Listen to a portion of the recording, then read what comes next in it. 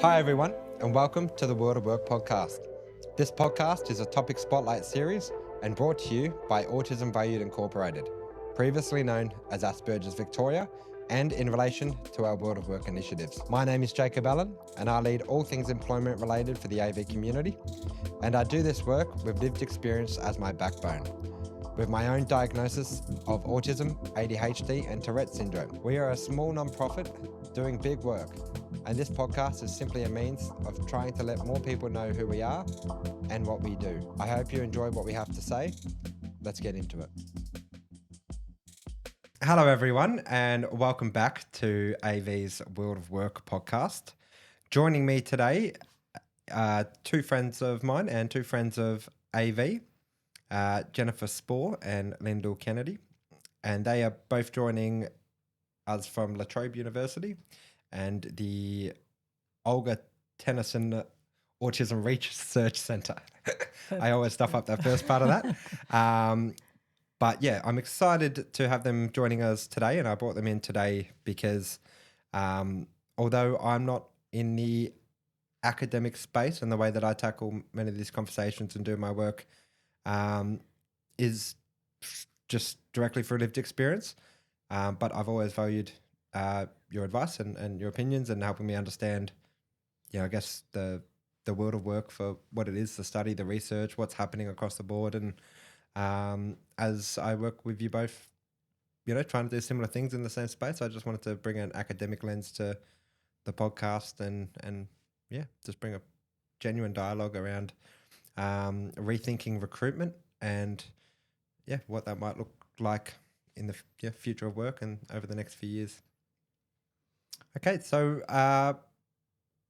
without further ado, if you like to, sorry, Jen. Jen, if you want to introduce yourself and tell everyone a bit about yourself, that'd be great. Yeah, cool. Thanks, Jacob, for having me. So I'm Jennifer Spoor, and I hold two positions at La Trobe. I am the research director for vocational engagement at the Olga Tennison Autism Research Center, or OTARC, as we commonly call it. And so I head up our research area around employment, basically. And my other role is at the La Trobe Business School. I'm an associate professor of management and human resource management. And I'm a social psychologist by training. And so my interest is really in how the environment and how the social context really shapes how we behave and interact and how we think and feel about the world. And I identify as neurotypical, but I've been working in the space around autism and neurodiversity and employment for about 10 years, and I have family members and many good friends who are neurodivergent, and it's something that I'm really passionate about in terms of how we can create more sustainable employment and meaningful employment opportunities for autistic and neurodivergent folks. So I'm really excited to be here to talk to you about how we could rethink recruitment. Well, thank you. Lyndel. My name is Lyndel Kennedy. Where to start with my connection with AV? I joined the organisation back in, I think, about 2008 when my oldest was first diagnosed with autism. And I've gone from that lived experience and volunteering for a very long time at AV. I'm still one of the volunteers there helping out with the young adults group. But through my experiences with AV and as a parent of neurodivergent kids, and then more recently being diagnosed with ADHD myself, which has been a fun journey, I've gone into academia and almost finished a PhD looking at success factors for neurodivergent students in higher education, which has led me to start working recently with Jen. I won a grant last year to start a new project looking at building a training package for supervisors to improve neurodiversity affirming practices, supervision practices for supervisors of neurodivergent graduate researchers. It's all a bit complicated, but so which is sort of blending that, looking at what neurodivergent people need in higher education to succeed in higher education, but then for those that do go on to do graduate research degrees like PhDs and Masters of Research, that their support needs straddle that that divide between that liminal space, if you like, between being a student, because officially as a PhD student you are a student, but your work, your day-to-day activities are much more like an employment situation where you have your supervisor it operates like a boss or a manager in work. So so the training package that we're developing now is looking at both student support needs and employment support needs. So it's nice to be here. I feel it all sort of ties in together. I certainly think it does. I think where you're doing it from the the education space, it's kind of like the onboarding, where I help organisations onboard and recruit people and just being more neuroaffirming in general. Yeah. Because I believe we were speaking before the podcast started, and you were sort of saying that because you're coming from education, you're a bit unsure coming into the conversation being rethinking recruitment. But I said to you that I don't think you can remove the two. Yeah, a lot of the gaps in the further studies, or whether that's education in secondary school or into university, it starts there. And I think a lot of the problems. So absolutely. you can't remove the two. And I understand you might feel like a little bit of an outsider to the conversation compared to Jen, but I still thought it was valuable to have you both here. Thank you. Just because, I met Jen through you. We mentioned that beforehand. We're trying to remember how we all connected, and we met for AV, and then I asked you to be part of the career network that we were, which was this podcast. It was an online Zoom meeting, and then you referred Jen, I think it was last year or in the last Maybe couple of years. before? or the year And I think it's before. sort of evolved in some different projects. Yeah. So, I thought it'd be great to sort of start where we began and bring you both in and just try and have a full, well-rounded sort of conversation because, although, as you know, I'm not in the academic space and stuff, likewise, I can't remove engaging with the education space. And although my role isn't as a teacher or anything, I'm still having to work in the same space, so I need to understand the terrain. Well, I think the programs you run with the teens work know how you are. Well, you might not officially be an educator. The way those programs run, you are, fulfilling that role in a lot of ways, and certainly mentoring is such an important aspect of what you're doing, I think. Yeah, thank you. I do remember reflecting myself after the first teens program that I did. And the first in-person workshops, I actually reflected. I was like, okay, I actually understand why teachers do what they do now. Yeah. Although I never imagined myself. Actually, that's a lie. When I was younger, there was part of me that's like, maybe I should become a teacher just to show them I can do better than them. Awesome. I never did that. But yeah. So for me, it's just I think there's a strength in that too, and you seem to see that. But that's also why I don't think it's as valuable for me to try and become like an academic.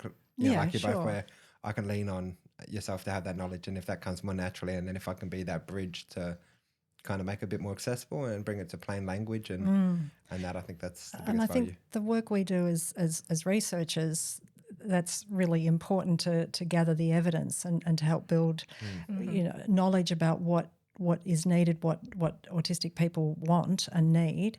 But then that's only half of the story. The other half is putting that into practice. So, it's such an important part of being an academic is working with people in the community to make sure that the evidence that we're gathering is understood and in a way that can be made useful, and get that feedback to know how we can improve what we do as well. Yeah. So it's a very important partnership. Well, that's what I tried bring to the National Autism Strategy is just the lived experience, that practicality element of it, and that how to actually sort of put that stuff into the ground roots, because we're coming from totally different ends of it. And I that's why for those listening, that's why I always love speaking to you both, and why I think we have good synergy, and even though we come from different areas. So without me sort of sticking to a script or anything, as we've kind of just entered this organically, is there anything at the front of your mind within the work that either of you are doing,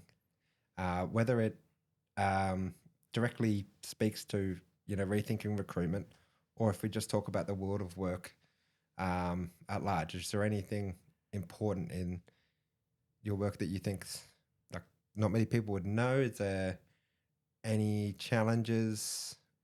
Is there any key things that are in front of your mind now that you might want to share or want to even sort of discuss? There's potentially a lot, but to try to stay a little bit focused. So I guess I would say some of the things I'm really excited about and that you've been involved in various capacities is thinking about how we can support autistic and neurodivergent folks who want to be in self-employment and entrepreneurship as another path in terms of maybe not standard employment, but that gives some of that autonomy and independence and flexibility and ability to pursue a passion as something that I think is really potentially quite powerful. And there's not a lot in the research space in terms of autistic entrepreneurs, for example.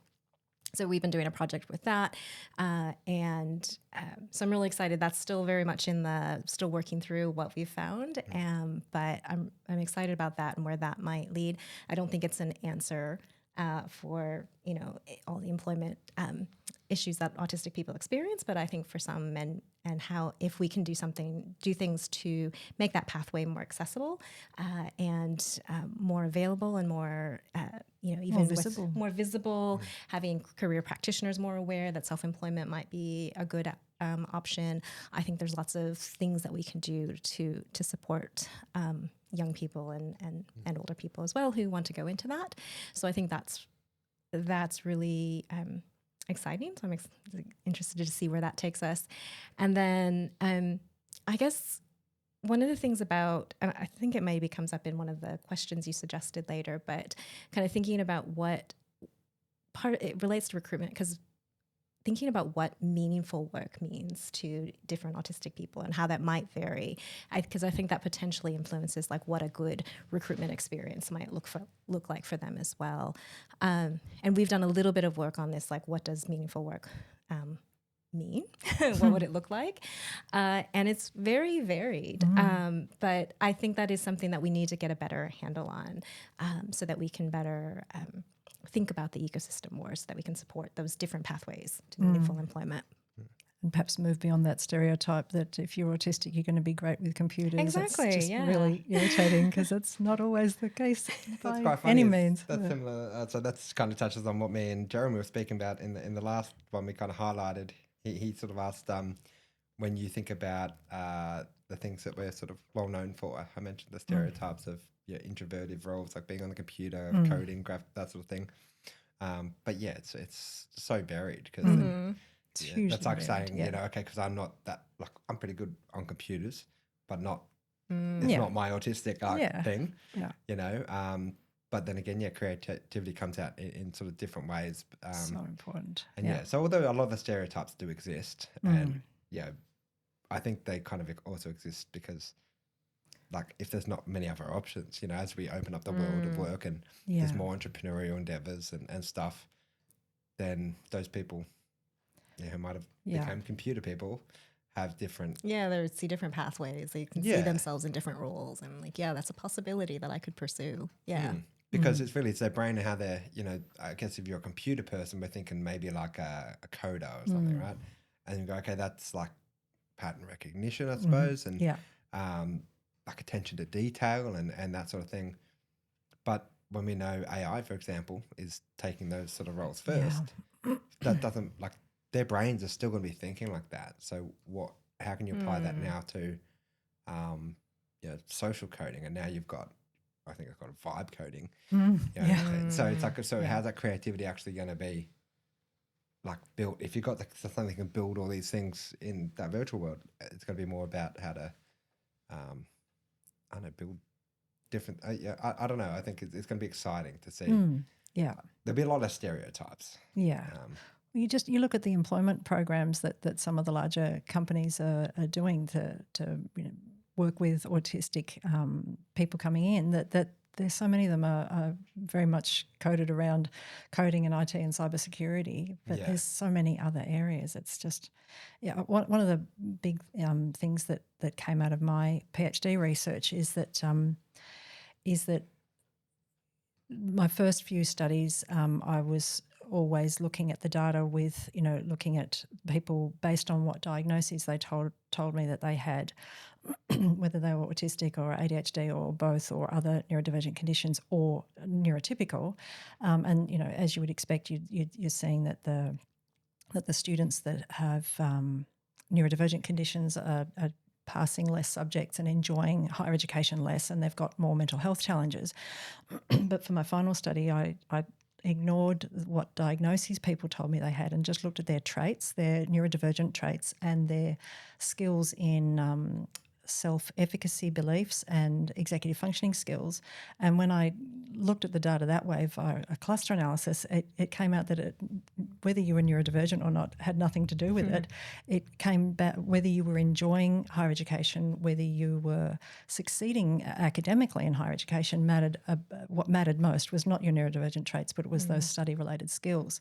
And so that the data fell into 4 clusters, and the 2 clusters were low neurodivergent traits, one with low skills, one with high skills, and two clusters with high neurodivergent traits, but one with low skills and high skills. And the difference between the neurodivergent people that were doing well and weren't doing so well was that they were older in the higher performing neurodivergent group. They were older, but their mental health was much better, and their self-efficacy beliefs were a lot stronger, and they were more likely to have accessed supports to register with their university or TAFE for support and to access those supports. So to me, I didn't ask, and wish I'd asked, as a way of measuring how passionate they were about the subjects that they were studying, and future research I hope will look into that. But the interviews that I did separately were telling me that people were coming back to higher education a little bit older because they'd worked out what they really wanted to do. And, coming back to what you're saying about passion and self-employment possibilities, I think this encouragement for kids to go straight into higher education straight after school when they don't know what they want to do, while there's value in giving them time to explore and work out what they might want to do, if they still haven't worked out what their internal motivation is for doing this particular course, they're perhaps going to find it a little bit harder. Yeah. No, I 100% agree with that.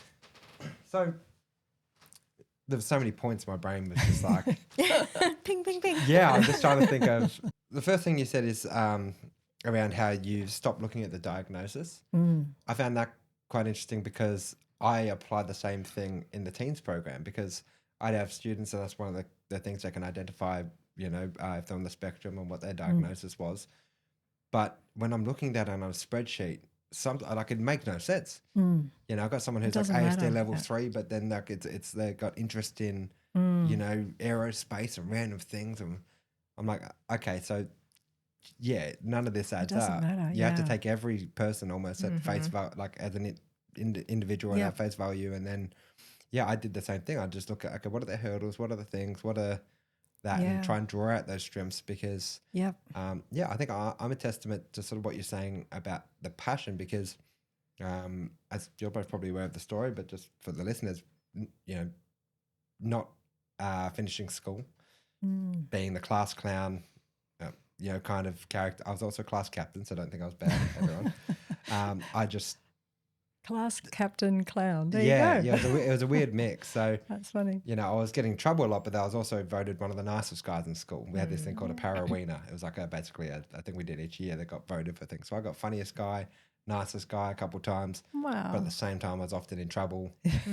But that was often from just either sticking up for students and doing something silly in class that's a disruption, or pushing back against the teacher status quo, because they're saying, do this, why? What's it?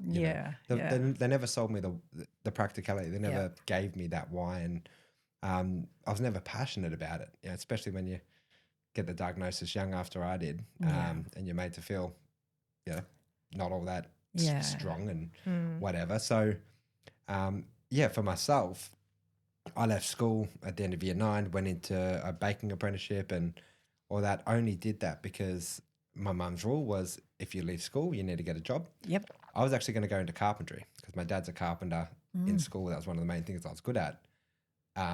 that and cooking, but I couldn't get to any of the TAFEs because my mum, single mother, we were in a rural area, no buses and trains tricky, and ability to be able to, maybe even pay for the TAFE. It might not have been free back then. So, I did the baking apprenticeship because I was open. Yeah, and then that's not what that wasn't my drive, but I enjoyed cooking a bit. But for me, the incentive then was the money. It was terrible money back then, but when you're 15 years old, $7 an hour is better than nothing. Wow. But when you're waking up for $7 an hour at 1 a.m. in the morning, it takes a fair bit of resilience to want to keep up, getting up and doing that for 4 years. Yeah, but it wasn't until, I left that and I had what I joked about in an earlier episode is my quarter life crisis. It's a thing, quarter life. Just trying to figure out what I was doing, because when I left the bakery and my apprenticeship, I went traveling for a year and I lived a totally different lifestyle.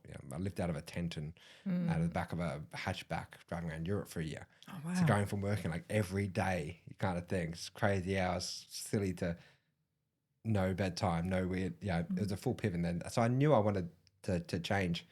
But I came back, and although, I was like pretty good in all the roles and I was confident that I could do all these things, I still only had a resume that reflected a baker. So, you kind of, I got back into baking and I went through that cycle again for like another 3 years. But then I did it through Coles in a different setting. I took a managerial route. I went, okay, maybe I want to move away from the production line and maybe it's the team and the leadership thing. I've always kind of been put in leadership positions in school. So I did that, excelled in that, but then realized that's not what it is. I'd say, but then I got better at some of those things because now I want to be, whether it's like writing or punctuation or things. So spelling, for example, although it wasn't always I wasn't terrible at it, but I made sure I got better because now I'm writing as a professional. And so it's like that incentive's changed. So now I put in the extra effort to learn. And when I took the entrepreneurial journey, when I had that quarter life crisis after Coles, and then went, okay, what am I going to do? It wasn't until I found what it was I was driven to do that I went out and self-learned all that stuff. Yeah. All the things that people have been telling me my whole life, just even simple things like breathe, you just try and meditate or do, even hugging a tree is probably good advice. It's crazy, but just, so all these things, whether they are so small and simple or not, I had to discover them myself. And it wasn't until I realized why that I realized that all these things aren't an attack and that, I probably should have listened in school and that. So, then I had to go out and double down on the English and relearn how to use punctuation points and all these sort of things and, figure out how to tell a story. And then, school started coming back to me, but I didn't listen. But then you go, like, okay, what was the first principles of what they were, I don't have the textbooks in front of me. I don't remember. But I then just start to think about like that. And then. So that just makes me think, coming back to, recruitment and kids leaving school and deciding what to do afterwards. And I'm sure you're wanting this conversation to be much broader than just young people, but it's just helping people work out what they're passionate about and where they're motivated enough to go through the hard stuff that's involved in getting a qualification or finding a job, and how. I mean, I know school careers counsellors that's their goal in life, but how to help those school careers counsellors think a little bit more broader. Just because you have a student in front of you that's got a neurodivergent diagnosis, don't make these assumptions that these things are off the cards because they're neurodivergent, or that they're going to be drawn towards certain careers because they're neurodivergent, because as we know that's not the case at all. And and just coming back to why I decided to look at my data set without focusing on the diagnoses, that sort of came to me because I kept thinking, well, some of these students are doing so well and some of them are not. And I certainly know that anecdotally through wide, family and friend networks and the support work, the NDI support work that I've done.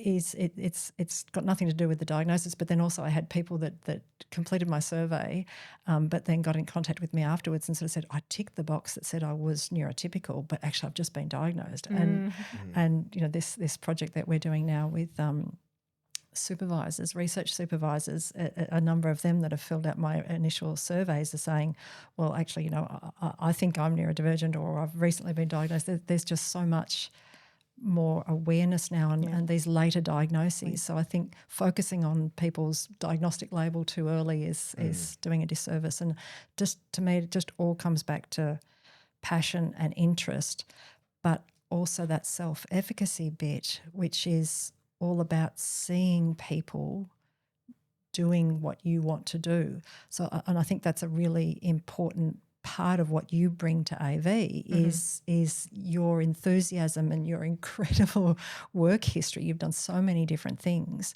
that for younger people, not just younger people, but anyone who's struggling to find work, to come into one of the programs or the peer groups that you're creating and see people that are succeeding and that are enjoying what they do, that haven't, you know, particularly if you received a diagnosis or you've grown up in an environment that sees neurodivergence as a problem, to then be working with people that don't see it as a problem, just see it as it's just like I've got green eyes and I'm left-handed. It's well, I mean, I'm not, but you know, just if you know whatever traits you have, it's just another part of the many traits that make up who you are, and to focus on where you want to go, where you know, be looking forward all the time about where you want to go and find the people that can model that and mentor you.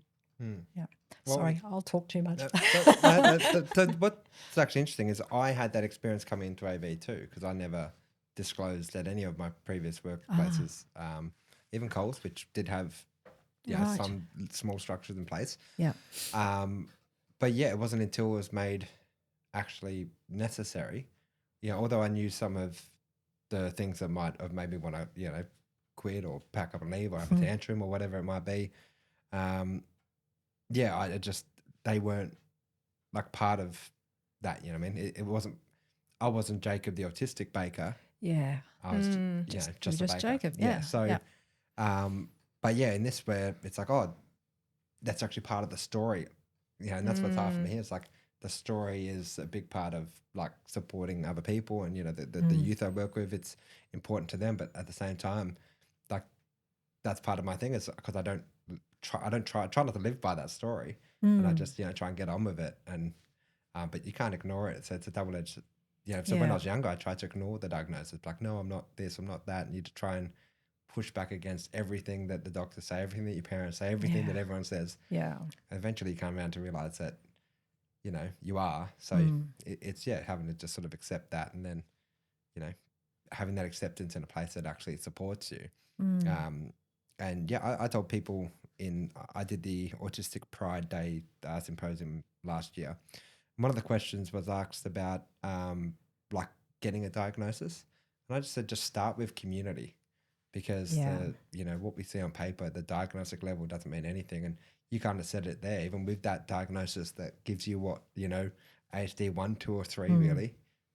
It's you're not even looking at that. So that's not even the core metric. So what's that's useful for generally is just getting some extra funding or making you eligible to access some supports. But, you know, I'd like to see a world where you don't need that and people are just more flexible and, you know, okay, so you've got autism or you're autistic or ADHD or whatever, but what does that mean for you? It might mean that you've got,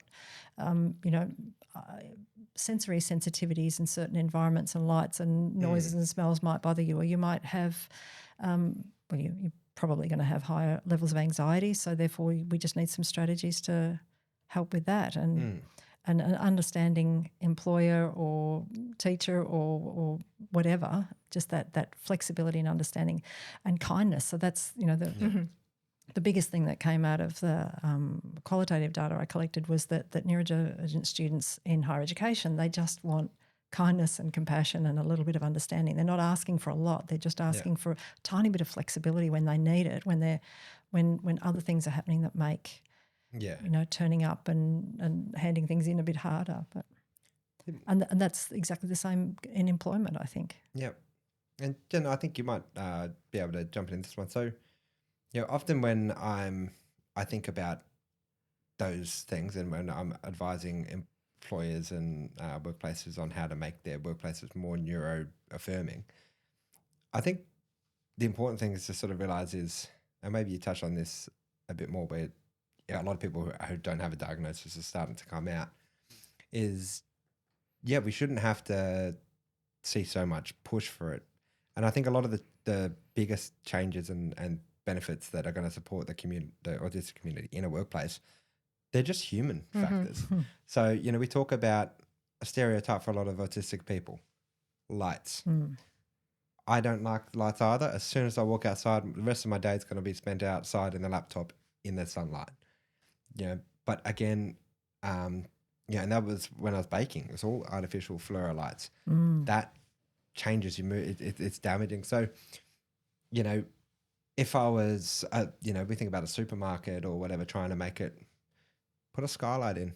It's better for all people. It is. Or let's think about what grocery stores used to be like. We went out to the garden and we picked our food. We went out in the sun and we hunted for our food. You could see it in the natural light. Like, Yeah. like, what color is this? Yeah. So it's like there's all these things, and that they're not, the autistic experience and what it's kind of always really just been is we're the hypersensitive one in the room, that the person who can't ignore that bit. So if we think about, a clog in a system, we're that part that breaks down, not because, the early warning system. Yeah. It's like that's built into things. And when we build machines, we build it so, one part can give way without the whole, thing. Right. Because then we can just disassemble it and take it apart and discover what's wrong. And that part of a word is just a precursor, something that sets something apart. So when people are hearing you are disabled, literally saying there's something about you that is going to set you apart from the rest of the whole, and you're going to essentially be that point that pulls out all the what's going wrong, what's stressful, what's, you're that hypersensitive, you're that hyper weakened point of that, but probably the most important part of that whole clog. So a lot of the changes, they're foundational. They're first principle changes. They're human experience changes. Yeah. And I think a lot of people are starting to realize if they interacted with a neuro-affirming space, then they just realize, like, those who are more autistic, they're essentially the ones who can't see past it, can't push through it. Really. So, but then those who do and have had no choice to, and the adults in this situation, or people coming from my generation up, we sort of had to. So we're going to, and because we can push, but we sort of forget about it. But that's all it. Like, everyone feels it, whether they're knowing it or not. So I think all of these, you mentioned there are a lot more people coming out saying, I think neurodiverse and stuff. But that's also because the environment all around us is becoming hyper stressful, that it's kind of like everyone's experiencing that hypersensitivity and that hyper agileness of, being a part of the system and that. So I find it challenging too. Like, how many of those people are, I hear it all the time.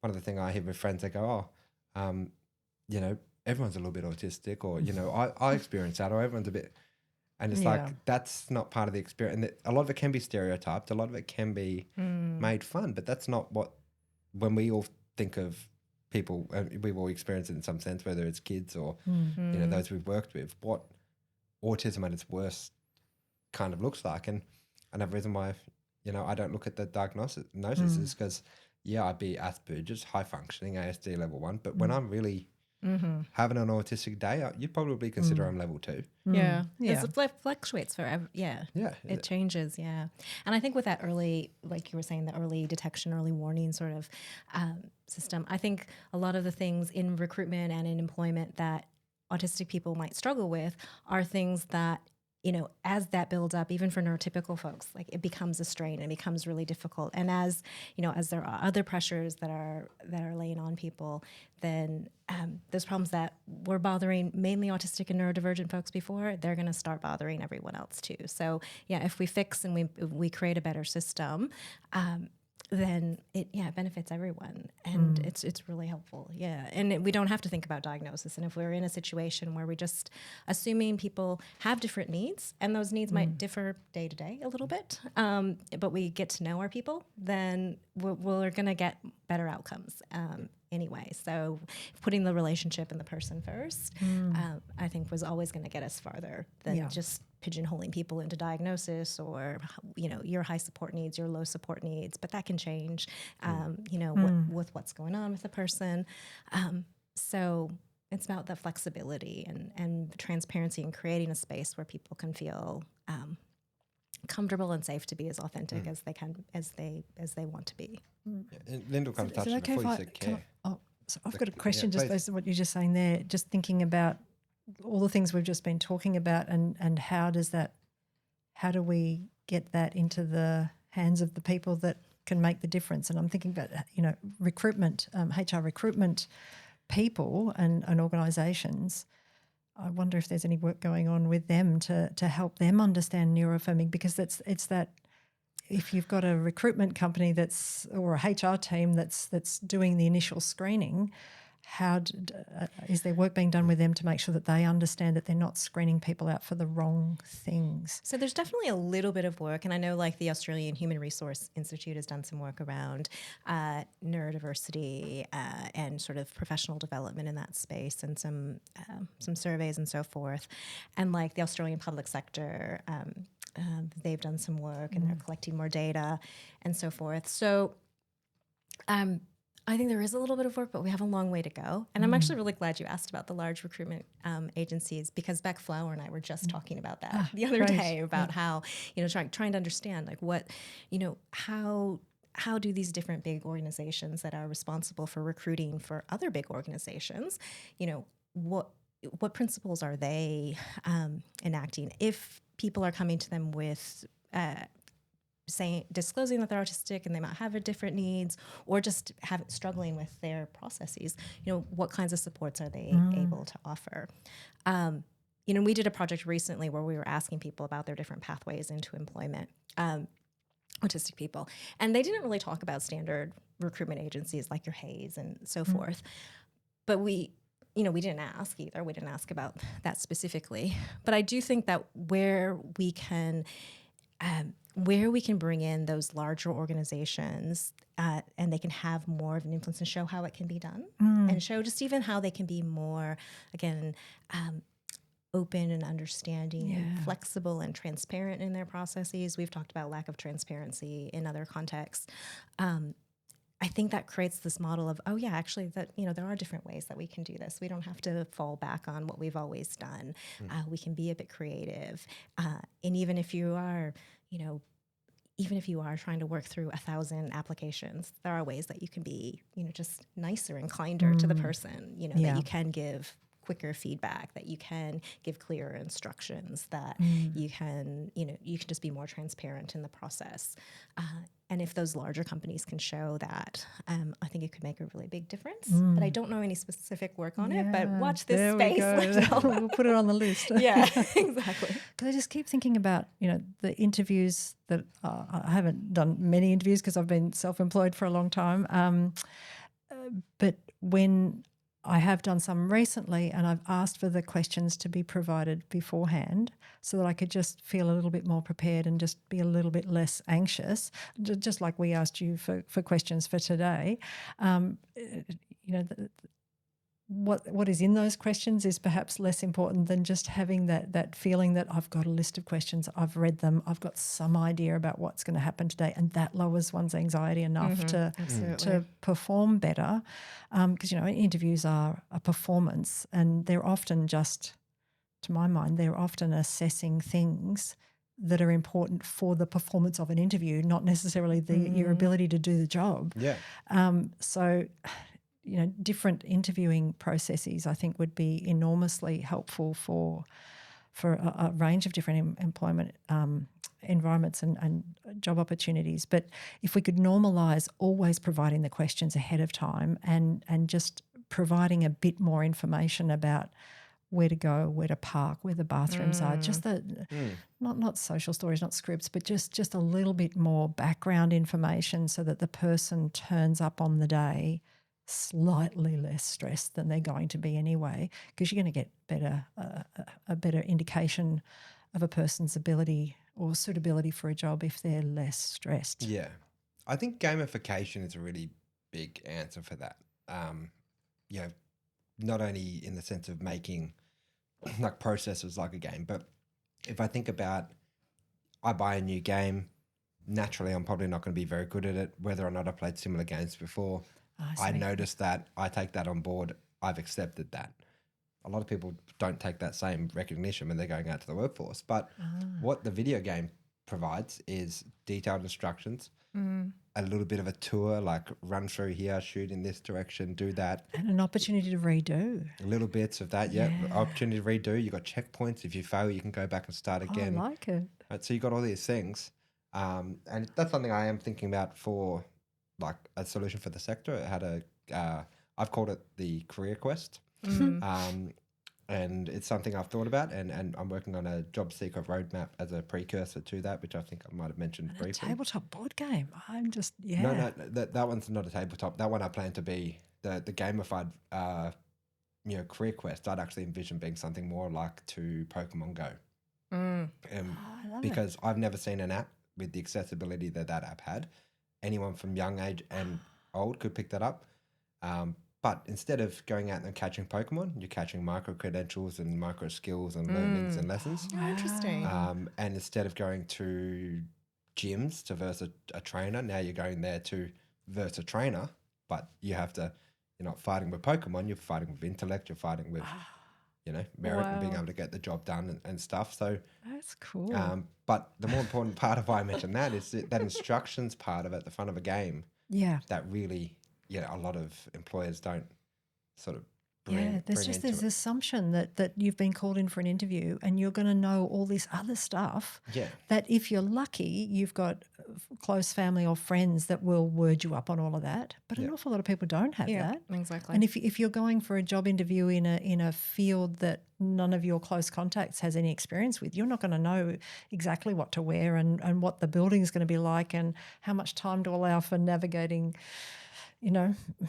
security, getting into a large tower block or some office block, or all these other little things that. Yeah, there's so much explicit instruction that I think is missing. Like even again, as a neurotypical person, when I didn't get a lot of vocational support, I don't think, when I was in high school, because I was a smart kid and I think everyone assumed I was going to go to uni and then would kind of follow the career path from there.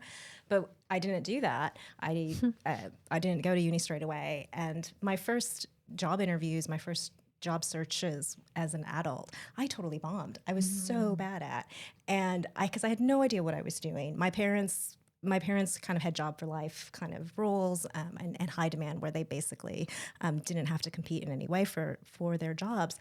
But I just had no idea what I was doing. Yeah. And I remember talking to one of my best friends about a job that I didn't get and talking to her about the process.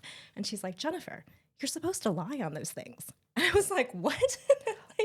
Really? I'm like, no, it's a personality test. I'm being honest. She's like, no, you don't tell them that you're a little bit anxious about that. You tell them, oh, occasionally. And I was like, wow.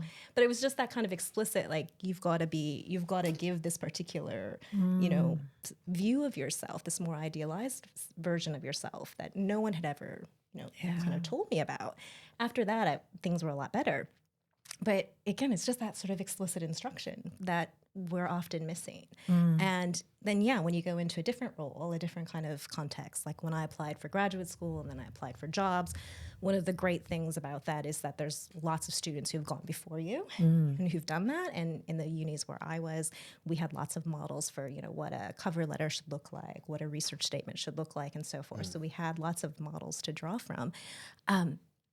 And so that, again, was really helpful. And that's sort of how I got through all of those things, because I wouldn't have had any idea what to talk about and what I should emphasize. But having that instruction, having that information, having, when I went to campus visits, the itinerary, and this is who I'm meeting with, and this is where you're meeting. Like, it was so helpful. And so what allowed me to be successful in those roles, because otherwise I was just going there blindly being like, I have no idea what's going on. And I went on one job interview once, and I was there for an extra day for some reason, not doing anything before the interview started. And one of the panel members made a joke about like, oh yeah, we've just been following you around to see what you would do. He was joking entirely, but he was just like, yeah, like, what do you do on that day? Like, we didn't give you any instructions. What did you do? But it was, but the rest of it was fine because the rest of it was structured and it was really clear. Wow. Yeah. Exemplars and case studies and mentors are just, I think, no matter what you're going into, that, you know, your kids starting prep, they're given a buddy that's a few years older. And funny enough, that is so important. And I think a key principle. I think we need it in absolutely every environment. So, you know, this new job that I've just started, I've got Jen's my line manager for the project, but I've also got a mentor for as well. And just with PhD students, we tried informally, and I'm hoping at some point in the future we make this a more formal arrangement. But a first year student that's just starting off, you need to pair them up with somebody that's a year or 2 years ahead. Yeah. So that you can ask all the dumb questions that are, they're not dumb. You feel a bit embarrassed asking them. You don't want to wait for your fortnightly supervision meeting to ask your supervisors because you're trying to look competent when you arrive, even though you're not. But just having somebody, a brains trust, a network, a group. That's just why absolutely everywhere I go, if there's not a support group, a peer group, I create one. It's just, it's vital. I think that's the luxury I get with being connected to AV and with people like yourself. You kind of, I suppose, are my advisors in some sense. And I've, you know, might not be a big thing, but just little touch points for everyone you need to sort of keep you going. But something you just said there, Jen, about like I might frame that to frameworks and like, or scaffolding and framing is what you found really helpful. That's one of the challenges I found coming into a lot of this work is, what is the right procedural thing to do? You know, like you have to fill in a form the right way. Everything has to be done to process, you know, it's not just writing. But if you've never done it before, how do you know? Yeah. So, I think like that's where AI is going to be really important for a lot of people moving forward. It just helps them get over those a little bit, probably little humps and helps sort of frame it and box it in a bit for them. Yeah, or what does this question actually mean? Yeah, how can I answer it? Yeah, or you know, I get asked to sort of, you know, like if I think about like the reports I do, you know, on the teens program and stuff, I can write and tell you all about the teens and different things, but the way that I'm going to just like I talk about the data or I'd write it, it's going to be totally different to how they want it. You know, so it's like it's not what you say, it's how you say it. And a lot of what we just sort of spoke about, or what you were speaking about there, is it made me reflect back on my game comment where your friend said that, you know, you have to lie on that, right? So it's almost like a game. It is, yeah. You've got to learn how to play it. Yeah, and you have to be comfortable with that to be successful. You have to be comfortable with that. And I think in my experience, I think neurotypical people might figure out some of that game a little bit more quickly, or they might be more comfortable with the rules, quote unquote, rules of the game more quickly. But I think through through explicit instruction, through kind of being aware of what it is, you can at least know and kind of decide, you know, yep, I'm going to opt out of this. This is not for me. Or, you know, I'm comfortable with trying to do that. But it is something that, everybody's kind of got to do in the current in the current setup. Yeah. But you've got to make sure that, you know, it's not like, you know, the game, you know, where everyone thought you could put, you know, for many years we played that one way where we thought we could add like a draw 4 on top of a draw 2 or whatever that is. And then we find out 20 years down the line that no, that can't happen.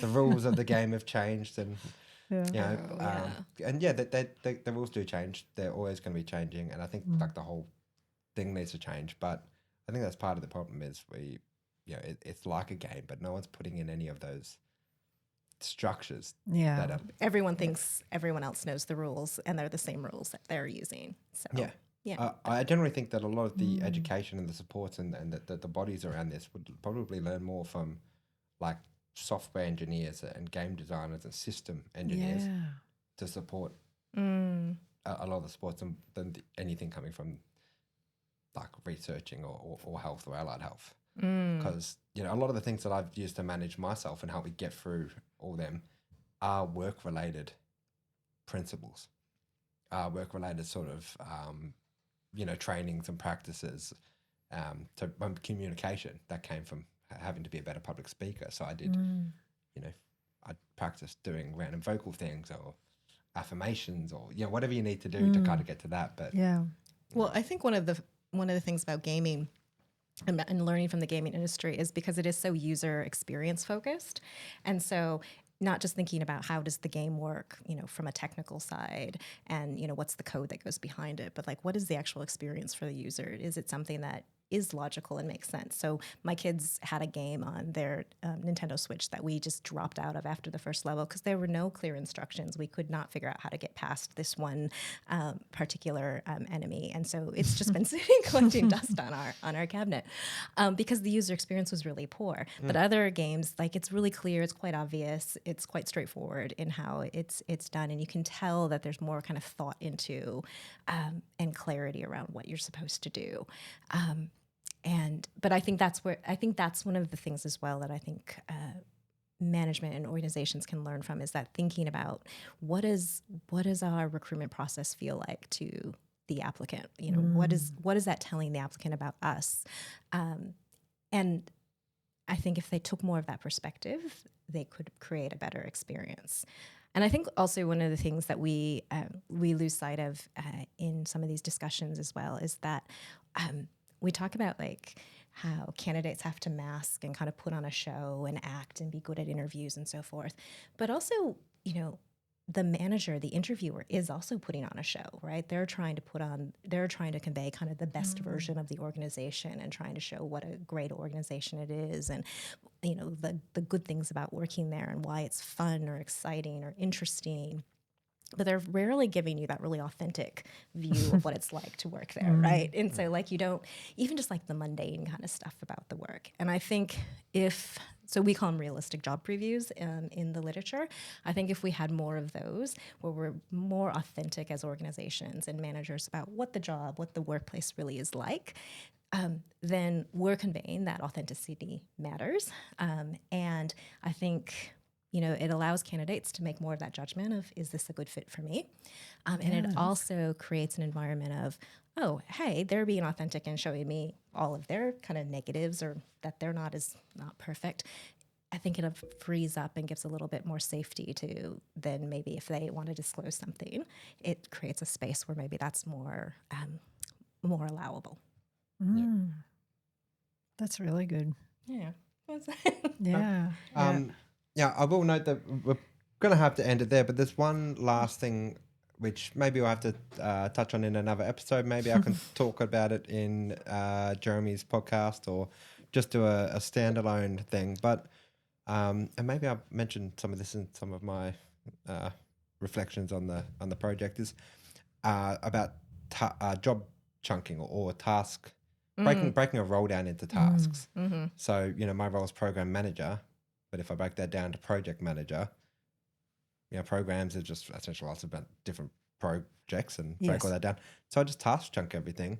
And then if a lot of recruiters did that and employers started to then, you know, don't employ someone for everything, break that one. Often I'll look at roles and I'll read the job description. Like there's really 5 different professionals you want in that role. Yep. You know, right now, even in my role right now, I'm kind of being paid to do the exact same thing, but I also can be like, okay, well, I can do this and this, but the admin stuff that, you know, there's areas that I'm just not going to be able to do. So you need to mitigate them. And quite often the productivity that I've had from doing that, and now having a program coordinator help me with the teens program, which I didn't have when I first started, the efficiency has allowed me to now do stuff like this and to grow. So when we talk about, you know, a workplace and productivity and effectiveness and stuff. I think people are just so stuck in that narrative of a One role. person, yeah. But they're like that because all that comes down to governance, down to the policy, down to the insurances, down to the paperwork, and down to essentially the money. And that's it. It always comes back to that. Yeah. Right? And we've kind of like highlighted that, and that's the issue, is because, you know, all those processes are in place for the wrong part. None of them are being done from a, you know, a human perspective. You know, we mentioned at the start, just being care, and like people try and target things from different, to try and make it all neuroaffirming. But yeah, if we just broke everything down, made it smaller, realized that because think of a CEO, you can get to the point when we get to the highest point of that journey, then you get to that point where now you can start getting a executive assistant. Now you have someone to do this. Now you're building all those people out. Yeah. So often the autistic person has to take the journey that I had, get to the point where I can now put all those things in place. But I knew I needed that for years. The research says that. Yeah. What I have with my program coordinator is no different than what you might do for kids, or parents might do for their kids in body doubling. Right? That's a large part of what they do a lot of the time. And even just having body doubling. And, you know, you mentioned having the mentors and having people there. The changes are simple. So without going too much into it, if you are an employer, and to any employers and anyone who is wanting to understand how to break a role down into tasks, how to think about recruiting neurodiverse talent a bit more, and just how to approach the whole conversation differently. If you enjoyed what we spoke about today, please do remember that Asperger's, formerly known as Asperger's Victoria, now changed to Autism Valued, AV. The part of the podcast, we have a whole range of resources you can access. Jump over there. You can contact me. You can contact the team. But yeah, reach out if you need anything. We don't just want to talk about this. We want to help you implement those changes too. Yeah. And everyone in this space is more than willing to help people who are willing to help others. So thank you both for being here today. It was an absolute pleasure. I felt like that was really... We didn't even look at questions. I don't think we did. We didn't look at questions away. at all. Yeah. So that was and that's kind of the flow. And like you said, Lyndel, you had questions, you had practice. There's things there. It just makes you feel more comfortable. We didn't even really use it much, but it doesn't mean you shouldn't have it. Everyone tackles these things differently. So thank you for joining me to rethink recruitment in rethinking recruitment. And thank you everyone for listening. See you next time. Thank you for having us. Thanks for having us. I hope you enjoyed this episode. These topic spotlights only open the conversation, while our Career Network group and aligned topic touchstone meetings aim to reinforce and reflect on the themes. As our community's voice, I'm greatly aware that my voice, while relatable, must remain fueled by those I serve. That's what the World of Work ecosystem aims to do. Simply click the links to find out more. Thanks for listening.